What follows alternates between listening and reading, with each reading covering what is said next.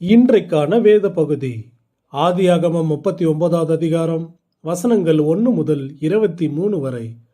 பாடுகளில் பரம சந்தோஷம். கர்த்தர் யோசேப்போடு இருந்தார். 2வது வசனம்.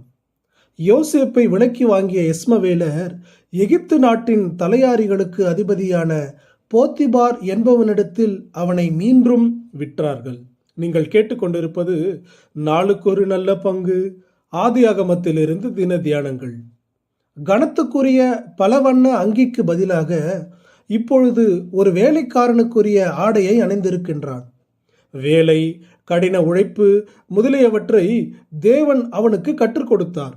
தாழ்மையையும் கீழ்ப்படிதலையும் இந்த வழியில்தான் தேவன் நமக்கு கற்றுக் கொடுக்கிறார். இளைஞரே, மூப்பருக்கு கீழ்ப்படியுங்கள். நீங்கள் எல்லாரும் ஒருவருக்கொருவர் கீழ்ப்படிந்து மனத்தாழ்மையை அணிந்து கொள்ளுங்கள் என்று பேதுரு ஆலோசனை கூறுகிறார். யோசேப்பு தனக்கு அளிக்கப்பட்ட பணியை செம்மையாக செய்தான். கர்த்தர் அவனோடு இருந்ததால் அவன் கைப்பட்டதெல்லாம் பொன்னாக மாறின. அவன் சிறிய காரியத்தில் உண்மையாக இருந்ததால் தேவன் அவனை பெரிய காரியங்களுக்கு அதிகாரியாக்கினார். தன் வேளையில் ஜாக்கிரதையாய் இருக்கிறவனை நீ கண்டால் அவன் நீசருக்கு முன்பாக நில்லாமல் ராஜாக்களுக்கு முன்பாக நிற்பான் என்ற நீதிமொழிகள் 22:29 சாலோமோனின் பொன்மொழிகள் யோசேப்பின் வாழ்வில் நிறைவேறின. யோசேப்பின் நிமித்தம் கர்த்தர் போத்திபாரின் வீட்டை ஆசீர்வதித்தார். அவன் சிறைச்சாலையில் வாடிய போதும் கர்த்தர் அவனோடு இருந்து அவனுடைய காரியங்களை வாய்க்க பண்ணினார். விசுவாசிகளின் நிமித்தம் கர்த்தர் பிறரை ஆசீர்வதிக்கிறார் என்பது எவ்வளவு உண்மையோ, விசுவாசிகளின் பாடுகள் வழியாகவும் நடத்துகிறார் என்பதும் அதே அளவு உண்மையாகும். கர்த்தர் கூடவே இருக்கிறார் என்பதால் விசுவாசிகளுக்கு பாடுகளும் வேதனைகளும் ஏமாற்றங்களும் இல்லை என்று கூறிவிட முடியாது. கர்த்தர் அவர்களை சோதித்து பொன்னாக மிளிரும்படி புடமிடுகிறார். போத்திபாரின் மனைவியால் சோதனை ஏற்படுகிறது.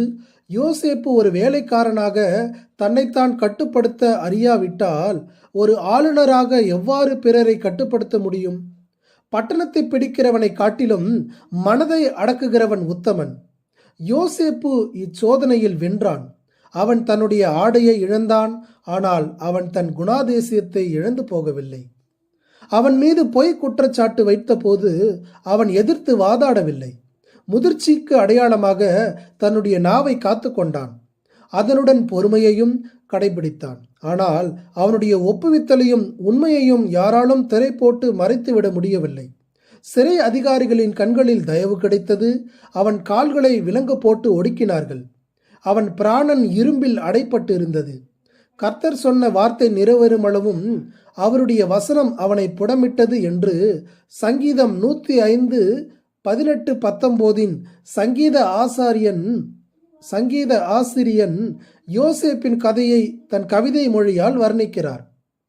பாடுகள் அவனை ஒரு சிறந்த மனிதராக மாற்றியது. கர்த்தர் அவனோடு இருந்தார். அவர் சாத்தியம் இல்லாததை சாத்தியமாக்கினார்.